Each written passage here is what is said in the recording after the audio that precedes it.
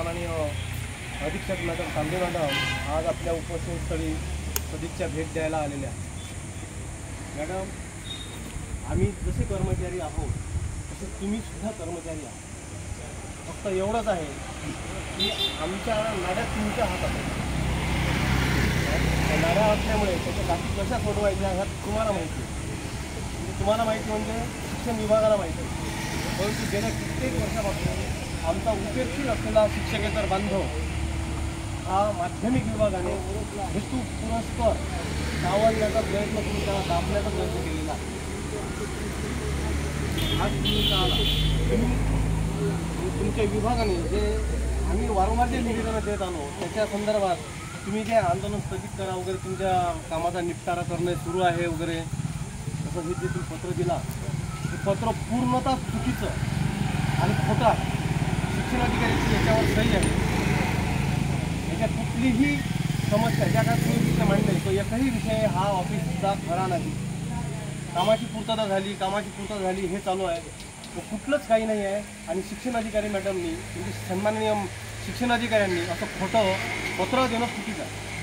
त्याच्यामुळे सर्वप्रथम इथं या खोट्या पत्राचा, चुकीच्या पत्राचा आम्ही इथं निषेध व्यक्त करतो. आम्हाला हे पत्र, शिक्षण विभागाने दिलेलं पत्र आम्हाला मान्य नाही. आमच्या मागण्या काय आहे?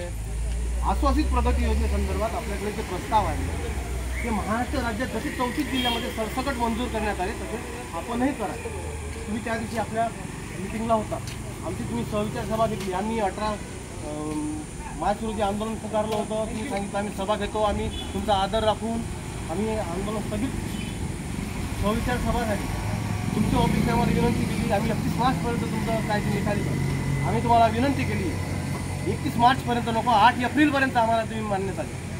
परंतु त्याच्यावर काय केलं आजपर्यंत सांगा? उलट त्रुटी, प्रस्ताव न बघता त्रुटी काढण्यात आलेली आहे. 2 वर्षापूर्वी दिलेला तुमच्याकडे जो प्रस्ताव आहे, उदाहरण शिपाई पदातून पदोन्नती असेल, नाईक पदाची असेल, शिपाईतून नाईक पद असेल, वरिष्ठ लिपिक असेल, 2 वर्षापूर्वी तुमच्याकडे जे आम्ही प्रस्ताव दिले, आमच्या बांधवांचे प्रस्ताव दिले, त्याच्यावर तुम्ही आता कालच्या दिवशी त्रुटी काढता. 2 वर्ष काय केलं ऑफिसने तुमच्या?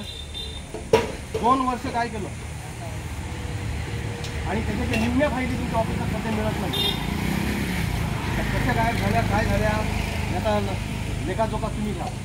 तुम्ही घ्यावा म्हणजे तुम्ही स्वतः घ्यावा म्हणजे याचा अर्थ असा की तुम्ही आज मॅडम नाही आहे.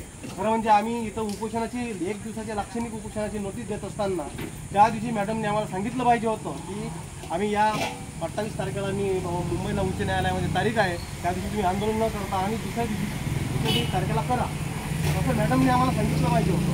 परंतु तसं काहीही न सांगता आज मॅडम तारखेला मुंबईला कोर्टाची तारीख आहे, नाकारता येत नाही. तिथं हजर राहिलं पाहिजे, उपस्थित राहिलं पाहिजे. काय आमचं त्याची काही दुमत नाही. परंतु आज आमच्या जिल्ह्यात असे बरेचसे शिक्षकांचे प्रश्न आहेत. शिपाई पदातून संवर्ग बदलाने लिपिकपदी बदलणे.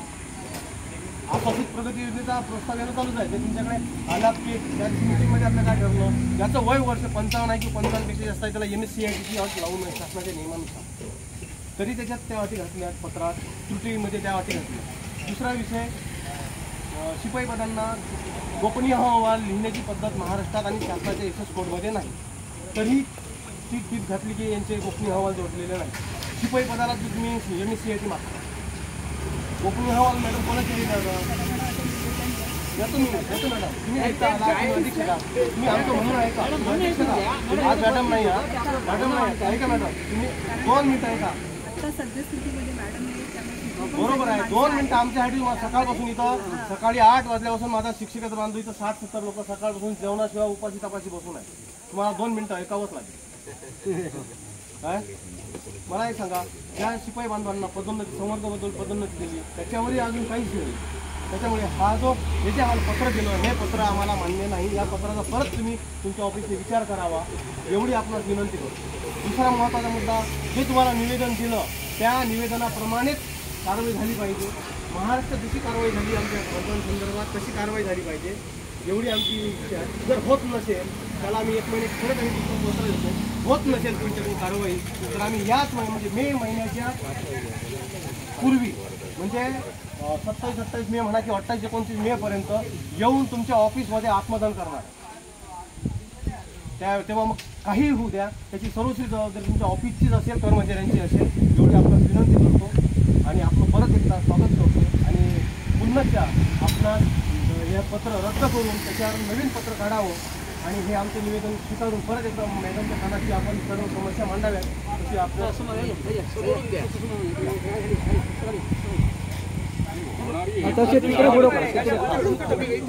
खाली